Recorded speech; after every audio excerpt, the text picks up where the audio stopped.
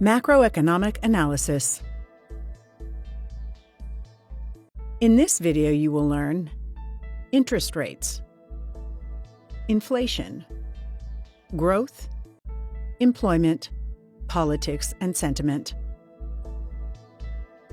Macroeconomic analysis is used in the evaluation of currencies, bonds, commodities, and stock indices. At the macro level, analysis examines factors that affect the economy in its entirety. Examples include interest rates, inflation, rate of growth, employment, politics, and national sentiment. This analysis will tell us if the economy is expanding or contracting, or if it's booming or in a slump. Let's discuss interest rates. The interest rate represents the cost of borrowing money, either by individuals, companies, or even governments. If people and companies borrow less, they have less money to invest and to spend, and vice versa. So, if interest rates go up, this will result in more savings and less spending, and eventually lead to a decrease in growth. On the other hand, if interest rates go down, this will result in higher borrowing and higher spending, and in turn lead to an increase in growth. Central banks meet monthly to set interest rate levels, and these meetings are closely followed by market traders. An increase in interest rates will result in more savings and less investments and spending, which will then cause a slowdown in the economy. Higher interest rates means demand for the currency increases as people sell currencies with lower interest rates in order to buy the ones with higher interest rates. This will cause the value of the currency to increase. Stocks and interest rates are negatively correlated. Higher rates imply higher costs of borrowing for both consumers and firms, and this will have a negative effect on stock prices. If interest rates increase, it means the cost of storing commodities will increase, and this can have a negative effect on commodity prices. Inflation is the increase in the price of goods and services in the economy. When inflation increases, more money is needed to purchase the same quantity of goods and services, and this will eventually result in a decrease in growth. A typical measure of inflation is the Consumer Price Index, or CPI, which measures the changes in the price of a market basket of goods. Another measure of inflation is the Producer Price Index, PPI, which measures the change in the production prices of goods and services. Inflation has a direct effect on the economy, and this is because high inflation rates will prompt central banks to increase interest rates. Central banks use interest rates to control inflation. An increase in inflation will have the same effect as interest rates on the markets, with the exception of commodities. When inflation increases, central banks tend to increase interest rates, and this causes an increase in the value of the currency. Inflation affects the competitiveness of an economy. Inflation increases exports due to higher costs of goods and services, and this will have a negative effect on the profitability of firms and their stock prices accordingly. Commodities are goods, and therefore their prices usually rise when inflation is accelerating. Growth measures the health of an economy through the increase in goods and services produced, and can be monitored through the following indicators. The most important way to measure growth is by the Gross Domestic Product, GDP, which measures the value of all goods and services produced within a country. Another indicator of growth is the International Trade Balance, which measures the difference between imports and exports. The retail sales also measures growth through consumer expenditure, and it is used to assess the direction of an economy. Economic growth is the most watched economic indicator because it enables increased living standards, improved tax revenues, and helps create new jobs.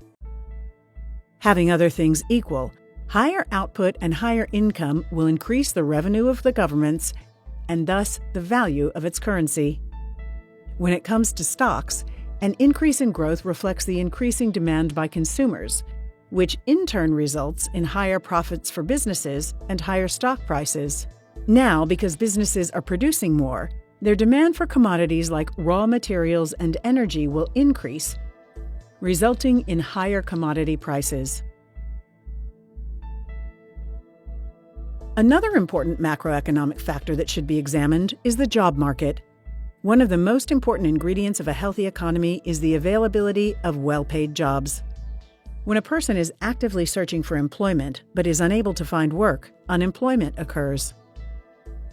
Unemployment is measured by the unemployment rate, which is basically the percentage of the people in the workforce without jobs but are able and willing to work.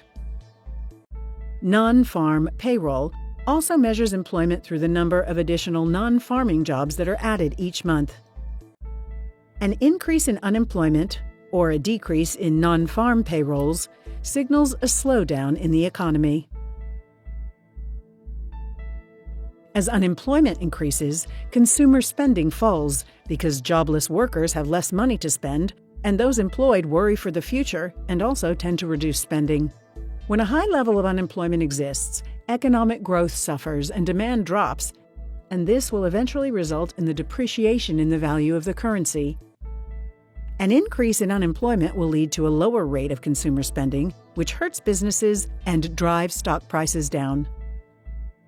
The same effect is seen across commodity prices as demand decreases due to lower production levels.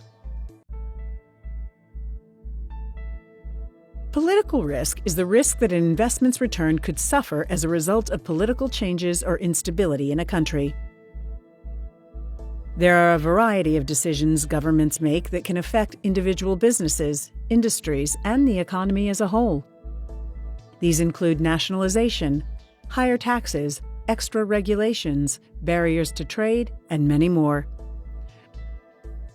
For instance, the surprise decision of the UK to leave the EU, or Brexit, and the election of Donald Trump as the President of the United States created more talk about political risk than before.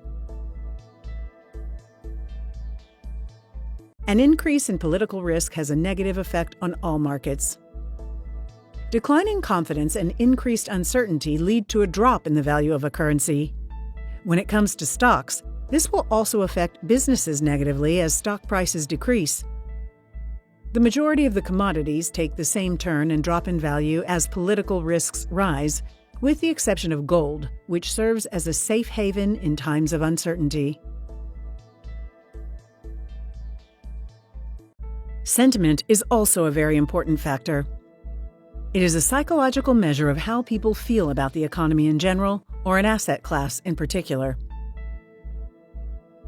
Sentiment can be a very powerful influence on the markets if people see a range of factors as being all positive or negative. Positive sentiment is referred to as bullish, while on the other hand, negative sentiment is referred to as bearish.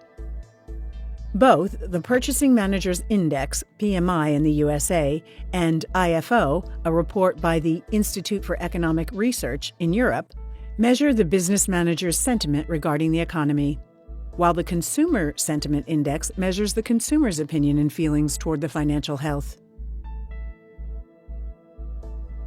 Investors tend to be affected by their own sentiment while making financial decisions, and this will lead to various effects in the economy. Optimism will lead investors to anticipate future growth in the economy and will in turn increase their demand for domestic currency. Investor sentiment is positively correlated with the stock returns. Optimistic investor sentiment has a positive effect on stock returns, as consumers who believe the economy is going to expand will invest in the stocks of the businesses that have high potential growth. Eventually, this will also drive the demand for commodities, which in turn tend to appreciate in value. The above indicators provide us with a view on the current and future prospects of the economy. Changes in the above fundamentals will directly affect the valuation of currencies, bonds, commodities, and stocks. Therefore, market participants should keep a close eye on these fundamentals and use them to take informed trading decisions. In our next video, we will talk about microeconomic analysis. Thank you for watching.